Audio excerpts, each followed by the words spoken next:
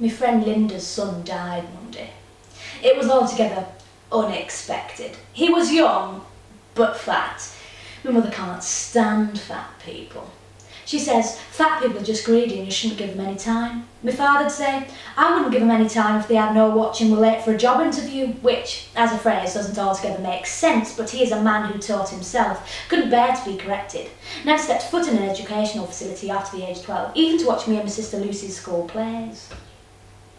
Well, as I said, he died on the Monday. Buffet was booked by Tuesday. Thursday the invites were sent out, and by the following Friday we weren't to be at church. I told my mother they booked a buffet. She said, as a widow, Linda didn't need to be making egg and cress and sliding cheese and pineapple on sticks. It's not respectable. Especially when they have a bit put by, you know. Could splash out on a modest but well-stocked table.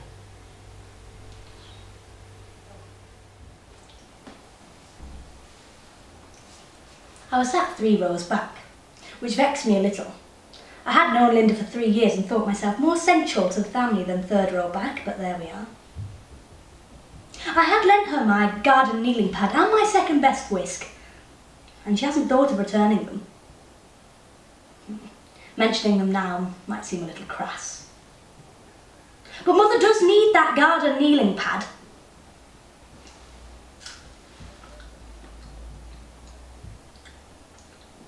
A garden kneeling pad and a second best whisk should earn you more than 3rd row back, surely. Well, anyway, I wore my best black dress for the occasion. I've worn it for several funerals and never felt out of place. Luckily enough, black looks quite good on me.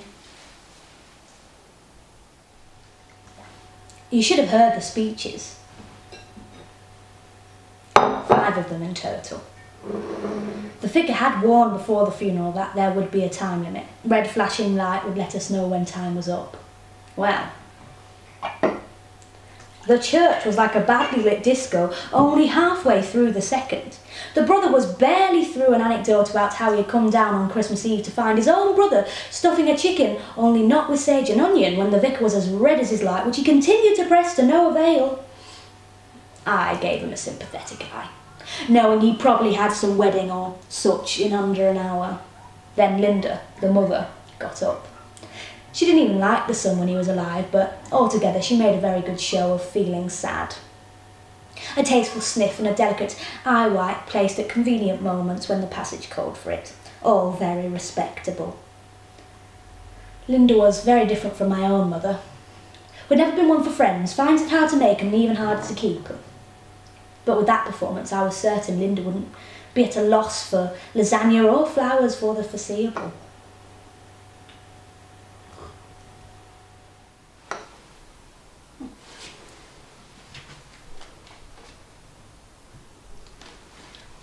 There was a surprise appearance at the wake. None of us knew him. Young, tight t-shirt and those oversized jeans they wear nowadays. No one asked who he was. We all just assumed he knew someone there. No one in their right mind would just interrupt a wake. Well, anyway, the buffet was a success. The company had gone so far as to bring china plates so you weren't forced to balance sausage rolls and sandwiches on those weak paper ones. Very tasteful.